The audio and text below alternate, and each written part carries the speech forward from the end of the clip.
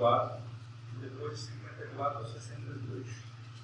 Simão, Simão, eis que Satanás reclamou para vos peneirar como trigo.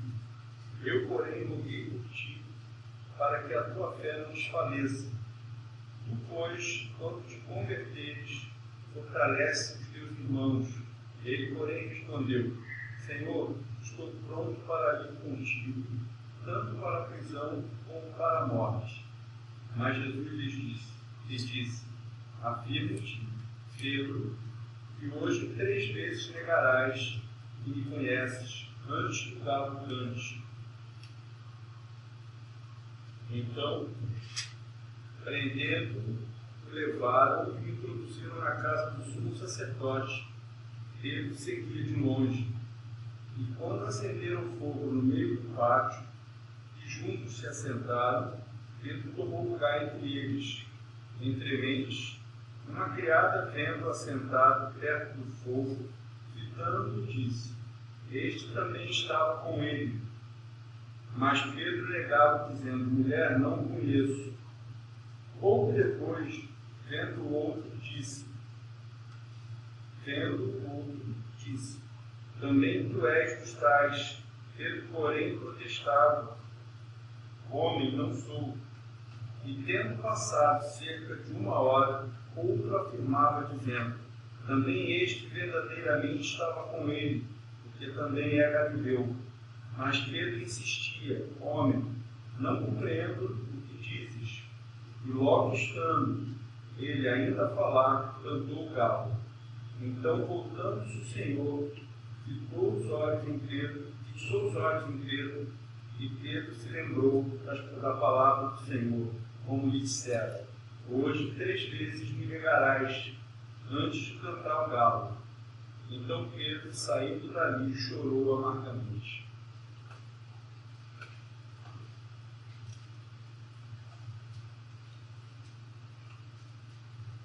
Eu repetindo essa meditação dessa noite como fé. E o que nós vamos ver aqui, o que nós vemos no texto, é que, apesar das palavras de Jesus, Pedro, em determinado momento, teve medo. Ele foi acusado pelas pessoas que estavam presentes naquele momento, por ser um dos apóstolos, um dos discípulos de Jesus,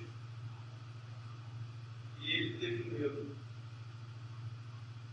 E a gente, de vez em quando, coisas semelhantes acontecem conosco. Não talvez as pessoas acusarem a gente de que nós andássemos com Jesus, mas certas coisas que nos acontecem e a gente às vezes é tomado pelo medo. E aí, mais uma vez, a fé nos falta. Certas situações que vivemos, nos rouba a fé. Pedro já tinha vivido alguma coisa assim, quando ele pediu a Jesus para andar sobre as águas e ter com Jesus. E quando ele foi tomando consciência de que ele estava sobre as águas e que ele podia afundar, naquele momento ali, o medo roubou dele a fé. Ele entrou na água confiando, e aquela fé foi sendo desviada pelo temor. E muitas vezes isso tem acontecido conosco. Então, há 2 domingos atrás, ou os domingos que o pastor pregou, o domingo o Rodrigo pregou de manhã, o pastor à noite, o pastor tocou muito suavemente Pedro na mensagem. E eu fiquei com aquilo na cabeça. Eu já tinha pregado por 2 vezes sobre a ansiedade, que também anda bastante, rodeando bastante a mim. Eu acabei preparando essa meditação para falar sobre fé. né, as coisas que nos rodeiam vêm roubando a nossa fé.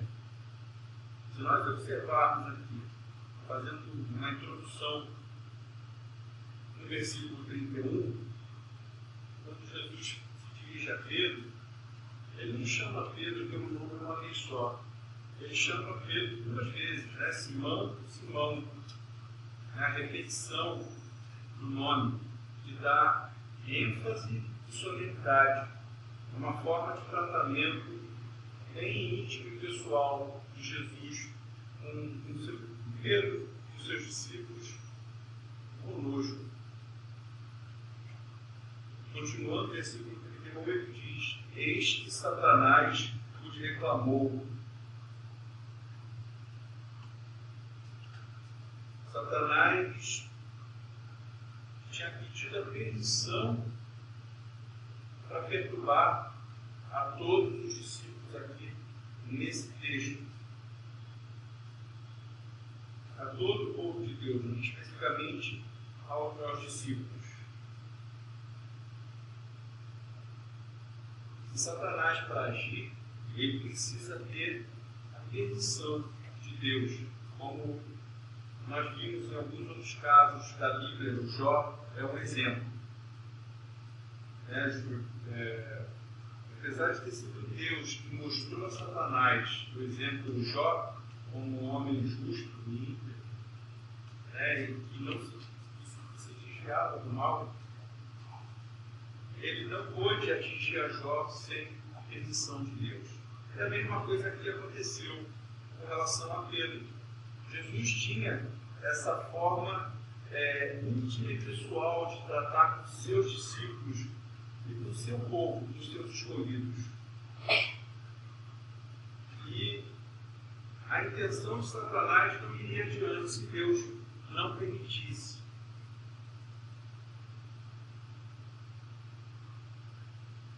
No versículo 32 fica bem claro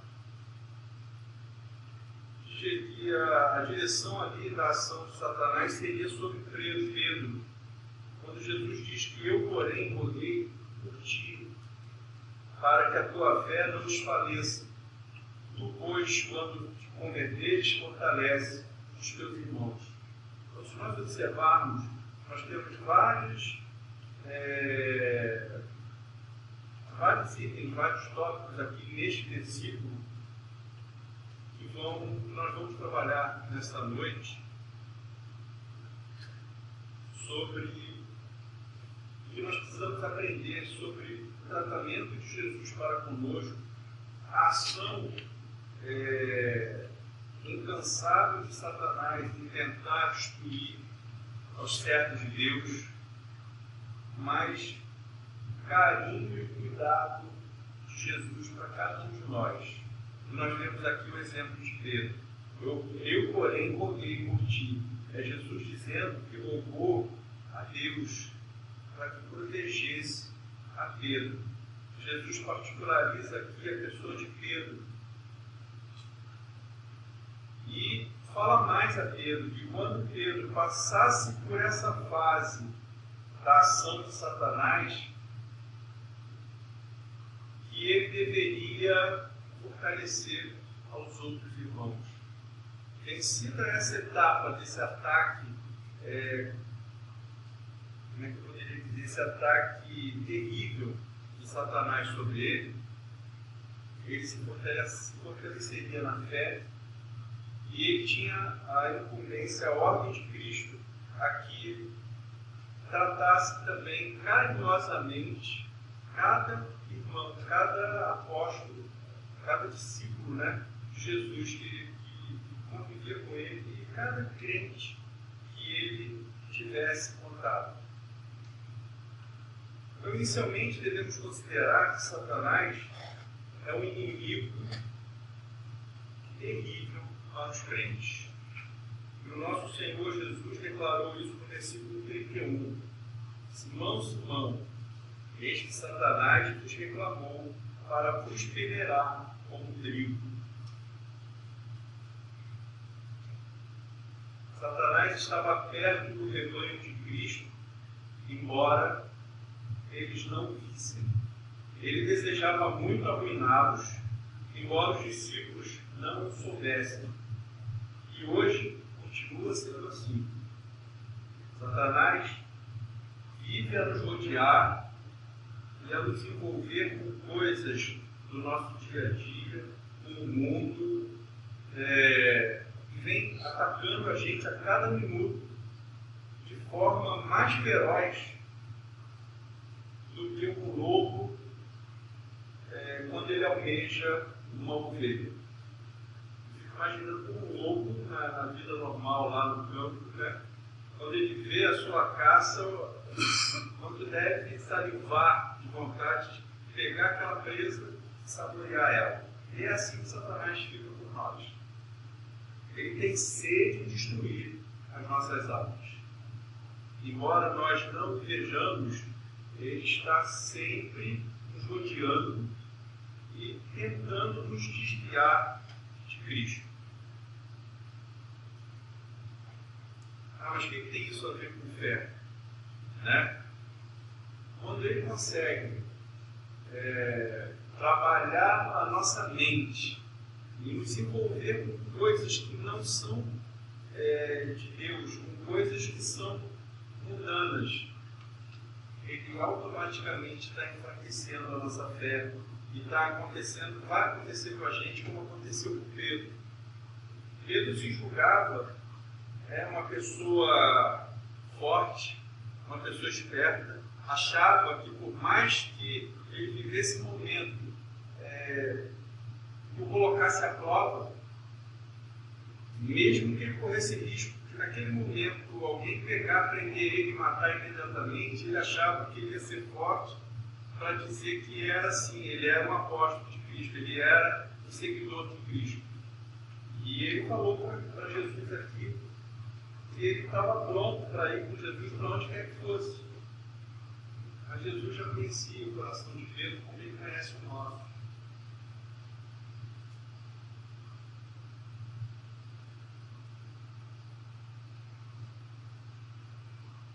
Então, se os crentes, nós crentes, não pensamos suficientemente sobre a personalidade, a atividade e o poder do diabo.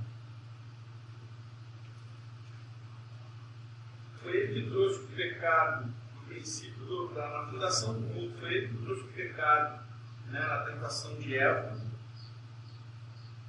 Ele trouxe o pecado ao mundo.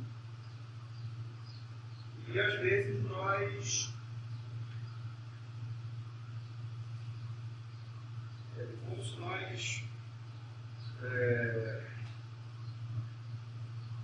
achássemos que ele não tem tanta influência sobre nós, que ele não tem poder nenhum, que ele não consegue fazer nada e não consegue nos destruir. Muita gente fugiu a palavra aqui na frente, eu vou achar. Como se a gente achasse que ele não pudesse interferir na nossa vida, não nos causar um distanciamento de Deus. Mas, no livro de Jó, no capítulo 2, versículo 2, Satanás é descrito como aquele que vive a rodear a terra e passear por ela. É aquele que Jesus chamou de príncipe desse mundo, assassino e mentiroso. Satanás é aquele que Pedro comparou a um leão que ruge procurando alguém para devorar. É aquele que o apóstolo João chamou de o acusador dos nossos irmãos, em Apocalipse 12, versículo 10. Ele está sempre realizando mal nas igrejas, está sempre realizando mal nas igrejas de Cristo, retirando a boa semente do coração, dos corações dos ouvintes, né? Pessoas que ouvem a palavra de Deus, mas ele retira do coração daquela pessoa a boa semente que poderia fecundar e essa pessoa ser transformada. Ele semeia o joio no meio do trigo, suscitando perseguições, sugerindo falsas doutrinas e fomentando divisões.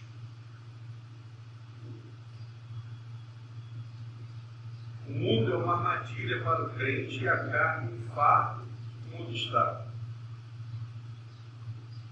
Mas existe um inimigo tão perigoso.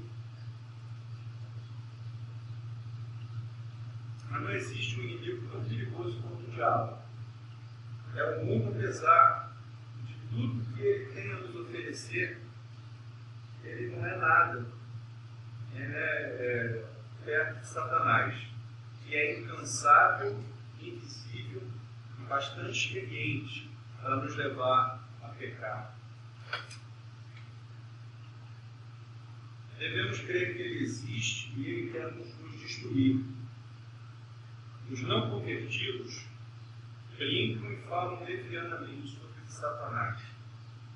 Eu já vi, vocês já devem ter visto várias vezes pessoas falarem e brincarem e até mesmo denominar alguns nomes, né, pelos quais ele é conhecido. Mas isso por causa da cegueira do mundo e da sua dureza de coração, dessas pessoas que não são convertidas. Nós, os verdadeiros crentes, devemos estar alertas quanto às artimanhas e ciladas de Satanás. Um inimigo que venceu Davi e Pedro e atacou o próprio Senhor Jesus não é um inimigo que devamos desprezar. Ele é muito sutil e desde a criação do mundo estuda o coração do homem. Ele pode se aproximar de nós com a aparência de um anjo de luz e suavemente nos envolver e nos arrastar para o pecado. Devemos nos lembrar que ele quer nos destruir. O objetivo número 1 dele é conseguir o máximo de pessoas, o máximo de almas para afastar de Cristo. Então nós precisamos vigiar, orar e vestir a armadura de Deus. Tiago 4, versículo 7, nos diz: resisti ao diabo e ele fugirá de vós. Em Romanos 16, 20, nós temos: e o Deus da paz, em breve, esmagará debaixo dos vossos pés a Satanás. A graça de nosso Deus Jesus seja convosco. Ainda aprendemos nesse texto que um dos grandes segredos da perseverança na fé por parte de um crente. Um dos grandes segredos da perseverança na fé por parte do crente é que Jesus está sempre cuidando de nós. Pedro estava seguro que ele não ia cair, que ele não ia tropeçar, que ele não ia ter medo de nada, que ele ia assumir que ele era realmente o servo de Deus. Mas Jesus já sabia que não, que Jesus já estava voltando por ele junto a Deus para que Deus o guardasse, cuidasse dele e que ele aprendesse a lição e fosse forte para cuidar dos outros irmãos. Jesus disse a Pedro no versículo 32: eu, porém, roguei por ti para que tua fé não desfaleça. Cristo cuidou da fé de Pedro e por isso ele não desfaleceu completamente. A intercessão de Cristo junto ao Pai é assim que vivemos ainda hoje. Cristo intercede por nós. A existência contínua da graça divina em nosso coração é um grande milagre. Cristo, o nosso verdadeiro amigo, poderoso, vivo, é assentado à direita de Deus Pai, intercessor, advogado, amigo. O justificador morreu na cruz para nos resgatar dos nossos pecados, nos resgatar da morte, mas ressuscitou, está vivo e ainda cuida de nós e intercede por nós. Hebreus 7, 25, nós temos o seguinte: por isso, também pode salvar totalmente os que por ele se chegam a Deus, vivendo sempre para interceder por eles. O ofício sacerdotal e a intercessão de Cristo são essenciais ao fortalecimento de nossa vida espiritual. Cristo vive, e por isso a nossa fé não desfalecerá. Cristo morreu na cruz por nós, mas ressuscitou, continua a cuidar de nós, né? E devemos sempre nos lembrar disso. Algumas pessoas dão muita ênfase à morte de Cristo na cruz para nos perdoar os nossos pecados, mas se esquecem que Jesus ressuscitou e está cuidando de nós. Paulo nos ordena a recordar que Jesus ressuscitou e está sentado à direita de Deus, que também intercede por nós. Romanos 8, versículos 34, 35 e 37, que nos diz assim: quem nos condenará? É Cristo Jesus quem morreu, ou antes quem ressuscitou, qual está à direita de Deus, que também intercede por nós. Quem nos separará do amor de Cristo? Será a tribulação, ou angústia, ou perseguição, ou fome, ou nudez, ou perigo, ou espada? Em todas estas coisas, porém, somos mais que vencedores por meio daquele que nos amou.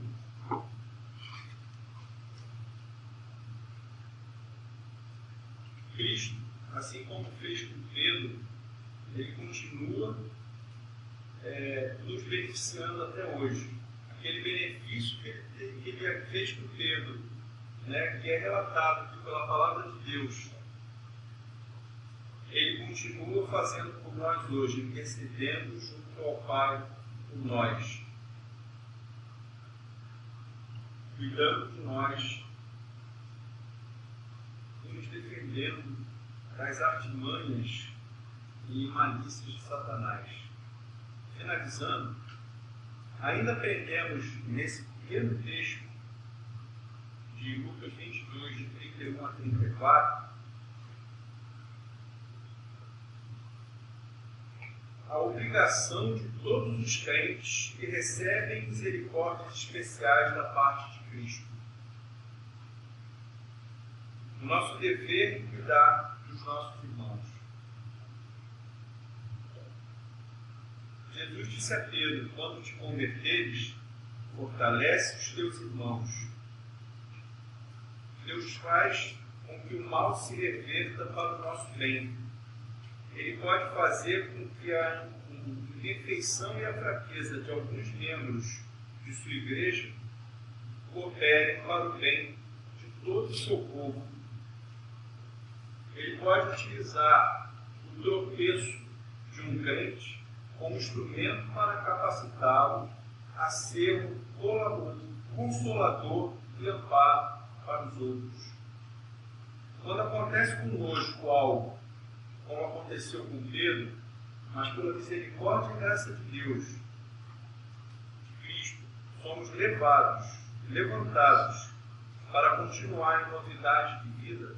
Então somos levantados por Cristo para tratarmos o nosso irmão com gentileza e, a partir de nossa experiência de vida, mostrarmos ao nosso irmão quão terrível e doloroso é o pecado, adverti-lo contra a atitude de brincar com a tentação, alertá-lo contra o orgulho, a presunção e a negligência na oração. Devemos falar ao nosso irmão sobre a graça e a misericórdia de Cristo, se este irmão tiver pecado. Mas lembrando sempre de abordá-lo com mansidão, com humildade, lembrando pelo que nós também passamos. Se nós olharmos o texto, Pedro foi tratado por Cristo com muito amor, com muito carinho, bastante intimidade e pessoalidade. Cristo sabia que Pedro ia falhar, mas ele, antes disso, ele já rogou a Deus que tivesse misericórdia e graça de Pedro. E já ensinou a Pedro aqui que quando ele passasse por aquela provação, por aquele pecado, por aquela dificuldade, que ele tivesse adquirido aquela experiência com Deus, que ele fortalecesse os irmãos que estivessem passando por outras dificuldades, principalmente por aquela que ele já tinha experiência. Nós vimos aqui no 33 que Pedro faltou para ele a humildade, ele foi arrogante, ele não achou que ele fosse pecar, ele achava que ele estava acima disso. Mas Cristo mostrou a ele que antes de determinado momento, e frisou aquele momento com o cantar do galo, ele iria pecar 3 vezes seguidas no mesmo pecado.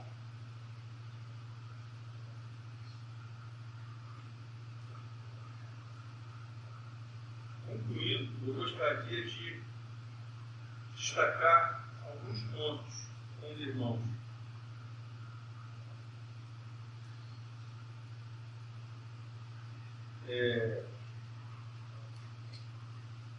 Voltando aqui ao versículo 34, quando Jesus diz que ele vai negar 3 vezes a Cristo antes do galo cante, se nós formos ao versículo 62, o 61, então, voltando-se o Senhor, fixou os olhos em Pedro, e Pedro lembrou-se da palavra do Senhor, como lhe dissera: hoje 3 vezes me negarás antes de cantar o galo. Então Pedro, saindo dali, chorou amargamente. Pedro ouviu que Jesus tinha lhe ensinado. Pedro, quando pecou as 3 vezes, errou as 3 vezes, e o galo cantou, chamando a atenção dele para o que ele tinha feito, e Jesus olhou para ele, Pedro teve consciência do seu pecado, se arrependeu pelo seu pecado. Aqui diz que ele saiu dali e chorou amargamente. Pedro reconheceu o seu pecado. Então, as palavras de Jesus foram palavras que foram atendidas por Pedro. Ele foi aquele coração fértil que Satanás não conseguiu atingir. Por quê? Porque Pedro é um escolhido de Deus, era um escolhido de Deus, assim como nós somos os escolhidos de Deus. E Jesus, a todo momento, tem pedido, intercedido junto ao Deus Pai por nós. Então, cometemos pecados, sim, mas somos constantemente incomodados pelo Espírito Santo de Deus a nos arrependermos, a confessarmos os nossos pecados, a reconhecermos que erramos, a pedirmos perdão para podermos crescer espiritualmente. Naquele momento em que Pedro foi indagado por 3 vezes, eu imagino que por Pedro tenha faltado a ele a fé de assumir que ele era um servo de Deus. Às vezes, no nosso dia a dia, no nosso trabalho, ou com colegas de escola, para não sermos zombados pelos outros, eu me lembro mais disso em épocas anteriores de escola mesmo, da gente ficar quieto, às vezes não questionar certas coisas, porque a gente era zombado. E isso é medo. De uma certa forma, foi o que aconteceu com Pedro. Na verdade, ele corria risco, talvez, de ser preso ali mesmo e ser morto. Nós, às vezes, não temos esse risco. mas nos falta fé. Então, concluindo, Cristo nos ama e nos alerta a não subestimar o inimigo das nossas almas. Ele nos trata com carinho e com misericórdia. Ele morreu por nós, mas ressuscitou e intercede sempre por nós junto ao Deus Pai. E ele está sentado à direita de Deus. Jesus também nesse texto nos orienta que após vencermos o pecado, claro, que depois da intercessão de Cristo, do caminhar junto conosco nesse sentido de nos arrependermos e vencermos, né, esse pecado, ele nos orienta a agirmos de forma carinhosa com os nossos irmãos. Nós já temos determinadas experiências e às vezes nós vemos algum irmão passando por aquele tipo de problema, caminhando para aquele tipo de pecado. Só que nós não devemos entrar em cima desse irmão de forma agressiva, de forma sem amor, sem cuidado, sem carinho. Jesus sabia que Pedro ia pecar. Jesus sabe tudo que vai acontecer conosco. Nós sempre falamos do plano soberano de Deus para as nossas vidas. Mas Jesus não virou para Pedro e falou: não, você vai pecar porque eu sei, eu estou dizendo que você vai. Não foi assim que Jesus tratou a Pedro. Jesus tratou a Pedro com um carinho especial, uma coisa bem pessoal, bem íntima, bem amorosa. Chamou Pedro 2 vezes pelo nome, orientou Pedro do que ia acontecer, mostrou a Pedro o seu pecado antes que ele cometesse. E é isso que ele faz conosco, ele cuida da gente, cuida carinhosamente, nos orientando. E quando nós precisarmos advertir algum irmão ou percebermos que ele está caminhando com o pecado, nós devemos fazer isso de forma carinhosa, de forma bem amável, mostrando para esse nosso irmão a nossa experiência, mostrando para esse nosso irmão o quanto é ruim o pecado, o que o pecado nos causa. É assim que nós devemos agir.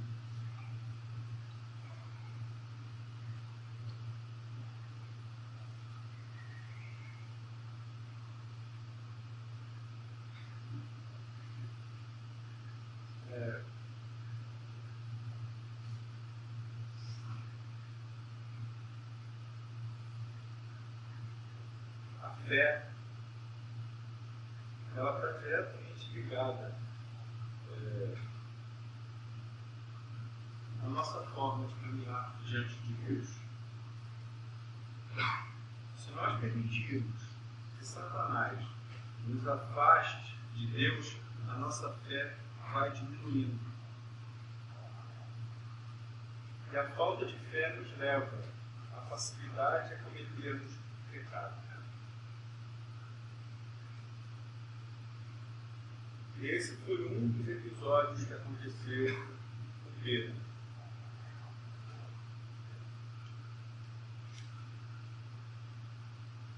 E eu queria destacar para os irmãos isso.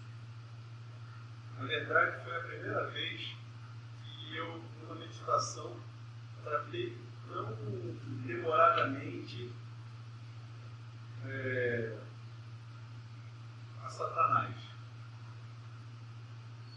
Mas nós não podemos subestimar Satanás. Ele está sempre à espreita, nos rodeando, e como um lobo, alvejando uma ovelha, ele está sempre nos alvejando para nos destruir. Esse é o grande objetivo dele: destruir o povo de Deus, destruir os servos de Cristo. Então nós temos que ficar alertas. Deus possa nos abençoar, E eu quero convidar a igreja a entoarmos o hino de número 400. Depois eu vou passar a palavra ao pastor para ele encerrar. Mas antes do hino, eu queria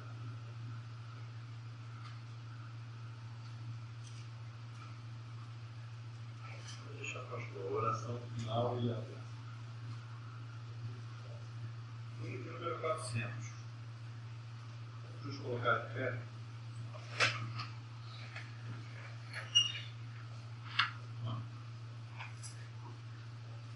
Grande Deus em paz agora, despedimos-nos, Senhor, certos de fruir as bênçãos que provém do teu amor.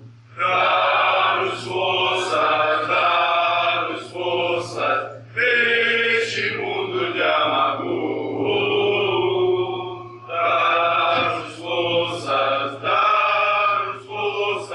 Neste mundo de amargor, graças nós rendemos pela tua redenção e seremos jubilosos tua santa proteção.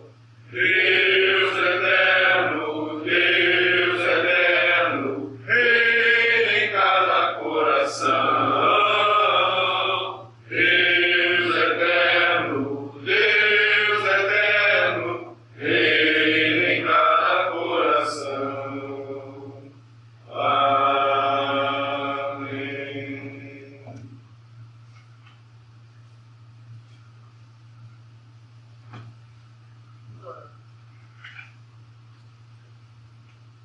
Senhor, ouvimos a tua palavra, Senhor Deus. O Senhor é misericordioso para conosco. O Senhor nos trata, Senhor Deus, aqueles que são seus filhos, com misericórdia, com paciência, com amor, Pai. Não nos rejeita, mesmo sabendo, Senhor, da nossa disposição e da certeza, Senhor, do nosso coração, que queremos fazer, Pai, aquilo que não é a tua vontade. Nós somos diferentes, Senhor Deus, porque tratamos, Senhor, os nossos irmãos, Pai, após a sua queda, Senhor Deus, o arrependimento, menos misericórdia, sem nenhuma misericórdia, comparando-se com o nosso Deus, que é misericordioso conosco, mesmo, Senhor Deus, quando sabe, quando já prevê, reconhece o seu poder, Pai, a sua economia divina, Senhor Deus, aquilo que vamos fazer contrário à sua vontade. Mesmo assim, Deus, Deus, obrigado, Senhor, pela tua palavra, que ela nos conforta, Senhor Deus, que ela fortalece os nossos corações, Senhor Deus, que ela mostra quem nós somos, ó Pai, porque ela mostra, Senhor Deus, quem é o nosso Deus. Fica com o teu povo, Senhor Deus, nos leva para os nossos lares em paz, Senhor Deus. Te agradeço, Senhor, também, porque dá uma oportunidade, Senhor Deus, de agradecer para aqueles irmãos, Senhor Deus, que completaram mais uma vida, online. Muitos outros que nós não sabemos, às vezes, Senhor Deus, mas que receberam, Pai, da tua mão, Senhor Deus, a misericordiosa e bondosa bênção, com o nosso irmão Rafael, Pai. Senhor, queremos te agradecer pela vida desses irmãos, Senhor Deus, pelo teu cuidado por eles, Senhor Deus, pela tua proteção, Senhor Deus, e que a cada dia possamos aprender que nossas vidas estão nas mãos do nosso Senhor e Salvador Jesus. Ele jamais, Senhor, nos abandona, Pai. Pelo contrário, ele sempre intercede diante de Deus a nosso favor. Ele é o nosso advogado. É o Espírito Santo que geme de forma inexprimível, Senhor Deus, clamando. Fica com a tua igreja, Senhor Deus, fica conosco, leva para os nossos lares em paz, que a tua palavra, pregada hoje pela manhã, Senhor Deus, pregada hoje à noite, e dos nossos corações. Buscamos, Deus, através delas, crescermos e aprendermos mais, para que nós